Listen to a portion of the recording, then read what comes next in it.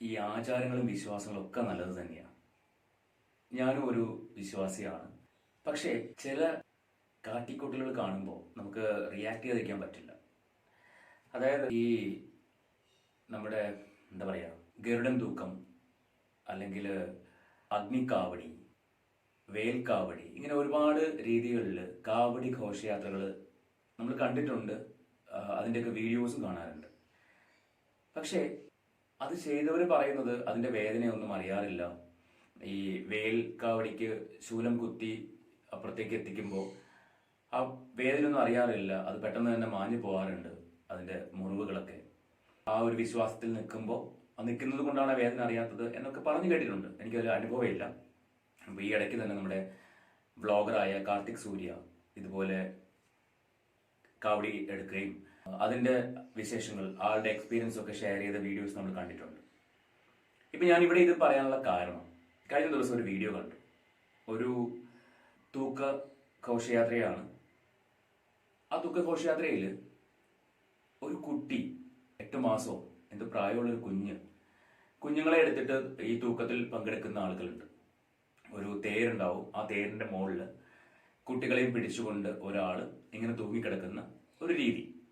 അങ്ങനെ 1, 2, 3 ഒക്കെ ആളുകൾ അങ്ങനെ തൂങ്ങിക്കിടക്കാറുണ്ട്. ചില ഘോഷയാത്രകളിൽ ഒരു വലിയൊരു തടിയിൽ ഇതുപോലെ ഒരുപാട് ആളുകൾ, 6, 7, 8 ആൾക്കാർ ഇങ്ങനെ തൂങ്ങിക്കിടന്ന് ആ ഘോഷയാത്ര വരുന്ന കണ്ടിട്ടുണ്ട്. ഇവിടെ ഇതുപോലൊരു കുഞ്ഞിനെ കയ്യിലെടുത്തിട്ട് ഈ തൂങ്ങിക്കിടക്കുന്നയാൾ അങ്ങോട്ടും ഇങ്ങോട്ടും അമ്മാനമാടുകയാണ്. ഞാൻ ആ വീഡിയോ നിങ്ങൾക്ക് കാണിച്ചു തരാം. ഒരു നിമിഷം ആ വീഡിയോ കണ്ടു കഴിഞ്ഞാൽ അയ്യോ എന്നൊരു വാക്ക് നമ്മുടെ നാവിലേക്ക് വരും. നമുക്ക് ആ വീഡിയോ ആദ്യം കണ്ടിട്ട് വരാം.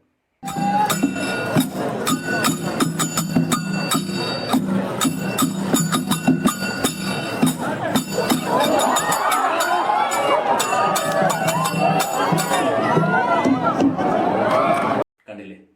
ഇതില് അയാളുടെ കയ്യിൽ നിന്ന് ആ കുഞ്ഞ് താഴേക്ക് വീണിട്ട് ആ കുഞ്ഞിന് വെന്റിലേറ്ററിലാണെന്നാണ് അറിയാൻ കഴിഞ്ഞത്. അപ്പോൾ അത്രയും ഉയരത്തിൽ നിന്ന് 8 മാസം പ്രായമുള്ള ഒരു കുഞ്ഞ് താഴേക്ക് വീഴുമ്പോൾ ഒന്ന് ആലോചിച്ച് നോക്കി, എത്രമാത്രം ആഘാതം അതിനുണ്ടായിട്ടുണ്ടാവും.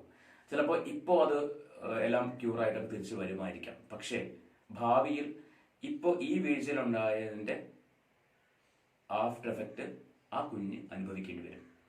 എന്ത് വിശ്വാസത്തിന്റെ പേരിലായിക്കോട്ടെ, എന്ത് ആചാരത്തിന്റെ പേരിലായിക്കോട്ടെ, ഇതൊക്കെ ചോദ്യം ചെയ്യേണ്ട കാര്യങ്ങൾ തന്നെയാണ്.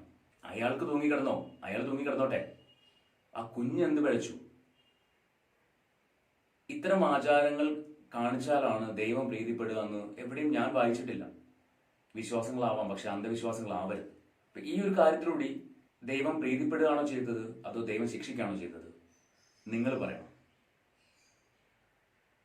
കുഞ്ഞുങ്ങളെ ഇത്തരത്തിൽ ഇട്ട് അമ്മാനം ആടിച്ച് അത് കണ്ട് രസിക്കുന്ന ഏത് ദൈവമാണുള്ളത്?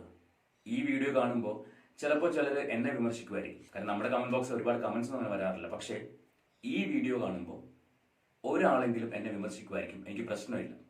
കാരണം ഇത്തരം പേക്കൂത്തുകൾ, അങ്ങനെ തന്നെ പറയേണ്ടി വരും, ഇത്തരം പേക്കൂത്തുകൾക്കെതിരെ സംസാരിച്ചേ പറ്റൂ.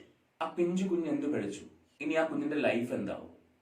കമന്റ് ബോക്സിൽ നിങ്ങൾ പ്രതികരിക്കുക. എനിക്കത് മാത്രമേ പറയാനുള്ളൂ. ശരിക്കും ഞാൻ ഇന്ന് സംസാരിക്കുന്നത് വളരെ വിഷമത്തോടെയാണ്. ഈ ഒരു എൻ്റെ സംസാര രീതി കാണുമ്പോൾ നിങ്ങൾക്ക് അറിയാൻ പറ്റുമായിരിക്കും. ഇത് കണ്ടിട്ട് വളരെയധികം സങ്കടത്തോടെയാണ് ഞാൻ സംസാരിക്കുന്നത്.